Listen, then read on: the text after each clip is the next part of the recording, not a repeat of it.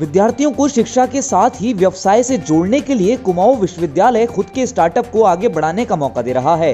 कुछ नया करने का जुनून रखने वाले विद्यार्थी विश्वविद्यालय की इस अनूठी पहल से लाभ उठा सकते हैं। नैनीताल के डीएसबी परिसर में केयू के कुलपति प्रोफेसर वी को जोशी ने विद्यार्थियों को स्टार्टअप के लिए प्रेरित करने को इनोवेशन एंड इंक्यूबेशन सेंटर को स्थापित किया है। विद्यार्थियों में बिजनेस आइडिया विकसित हो सके, इसके लिए विद्यार्थियों से प्रोजेक्ट भी बनवाए गए। इसमें 200 विद्यार्थियों ने हिस्सा लिया था। वहीं विश्वविद्यालय के 10 विद्यार्थियों को उनके बेहतरीन प्रोजेक्ट के लिए पुरस्कृत भी किया गया।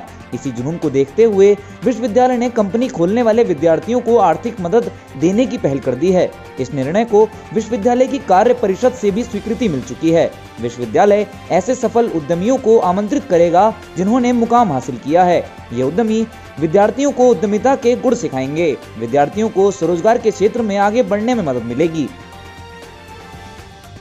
हल्द्वानी में महिलाओं और बच्चों की सुरक्षा को लेकर शहर में लोगों को जिला प्रशासन की ओर से संदेश दिया जा रहा है। नैनीताल जिले के डीएम सविन बंसल ने यह एक अच्छी पहल की है।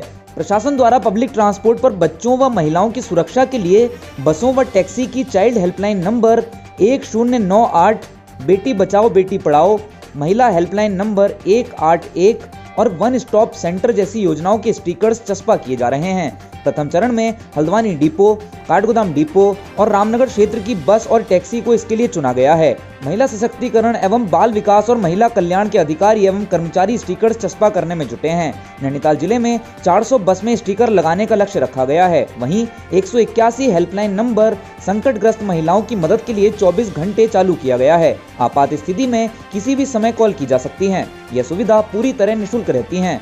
हेल्पलाइन के माध्यम से जरूरतमंद बच्चे एवं महिलाएं तत्पर संबंधी नंबर पर शिकायत कर सकती हैं। इससे सरकारी योजनाओं के प्रति आम जनमानस में भी सतर्कता बढ़ेगी।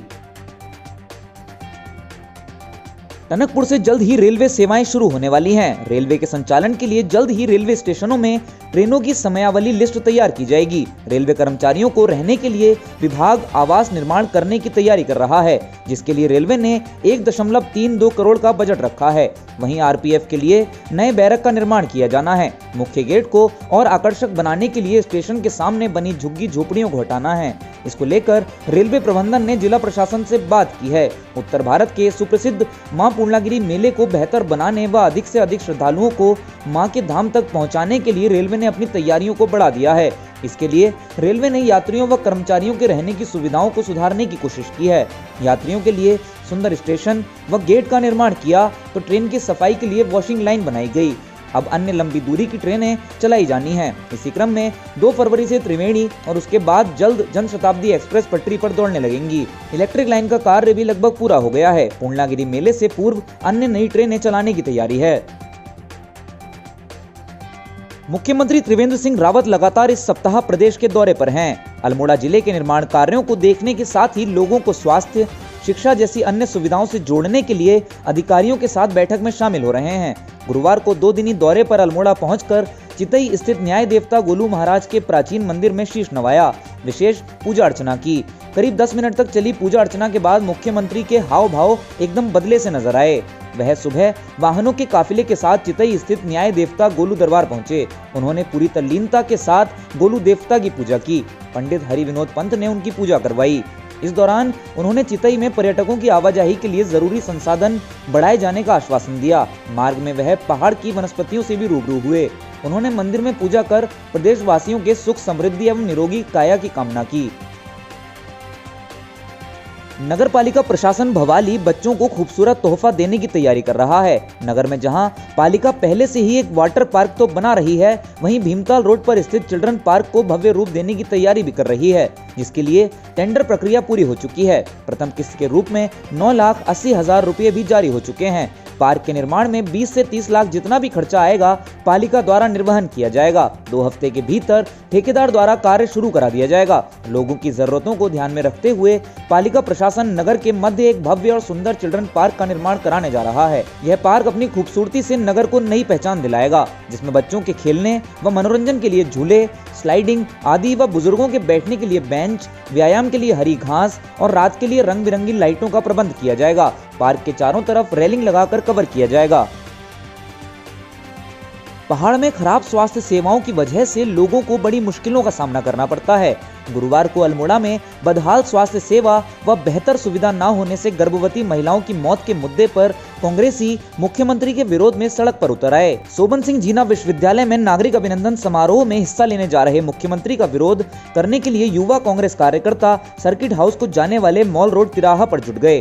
कांग्रेसियों ने सरकार विरोधी नारेबाजी के बीच प्रदर्शन किया। उन्होंने चिकित्सकों व संसाधनों का अभाव दूर करने के बजाय घोषणाओं से गुमराह करने का आरोप सीएम पर लगाया। हालांकि पहले ही मुस्तैद पुलिस फोर्स ने कार्यकर्ताओं को सर्किट हाउस व सोबन सिंह जीना विश्वविद्यालय की ओर बढ़ने से रोक लिया। फिर भी कांग्रेसियों ने सर्किट हाउस को जाने वाले माल रोड तिराहा पर एकजुट होकर त्रिवेंद्र सरकार का जमकर विरोध किया। बता दें कि हाल ही के दिनों में जिला चिकित्सालय में बद इंतजामी से 2 गर्भवती महिलाएं दम तोड़ चुकी हैं। प्रदेश में कोरोना संक्रमितों का आंकड़ा धीरे धीरे कम होता नजर आ रहा है। प्रदेश के अस्पतालों से भी कोरोना संक्रमितों की संख्या कम होती नजर आ रही है। गुरुवार को राज्य में कोरोना के मामले 100 से भी कम हो गए। प्रदेश में गुरुवार को 85 मामले सामने आए। वहीं 96 कोरोना मरीज ठीक होकर अपने घर लौट गए हैं, जिसमें से 3 लोगों की मौत हो गई है। वहीं कोरोना के सबसे ज्यादा 44 मामले देहरादून से सामने आए हैं। इसके अलावा हरिद्वार से 17, नैनीताल से 11, उधम सिंह नगर से 5, पौड़ी से 3, बागेश्वर और चमोली में 1-1 मामला आया। वहीं राज्य में अब तक 95,826 मामले आ चुके हैं। इनमें से 91,597 मरीज स्वस्थ हुए हैं, जबकि विभिन्न अस्पतालों में भर्ती 1642 मरीजों की मौत हो चुकी है। गणतंत्र दिवस पर विभिन्न राज्यों की झांकियों में उत्तराखंड की केदारखंड झांकी को तीसरे स्थान के लिए पुरस्कृत किया गया है। मुख्यमंत्री त्रिवेंद्र सिंह रावत ने इस पर प्रसन्नता व्यक्त करते हुए कहा कि उत्तराखंड देवभूमि है। प्रधानमंत्री नरेंद्र मोदी के मार्गदर्शन में 2013 की आपदा के बाद केदारनाथ धाम का पुनर्निर्माण कर इसे पहले से भी अधिक भव्य रूप प्रदान किया गया है। मुख्यमंत्री ने झांकी को पुरस्कार के लिए चुने जाने पर प्रदेशवासियों को बधाई देते हुए सचिव सूचना दिलीप जावलकर, सूचना महानिदेशक डॉक्टर मेहरबान सिंह बिष्ट, टीम लीडर व उपनिदेशक सूचना KS चौहान और झांकी बनाने वाले कलाकारों तथा झांकी में सम्मिलित सभी कलाकारों को बधाई दी है। नई दिल्ली स्थित राष्ट्रीय रंगशाला शिविर में केंद्रीय राज्य मंत्री किरेन रिजिजू ने यह पुरस्कार प्रदान किया।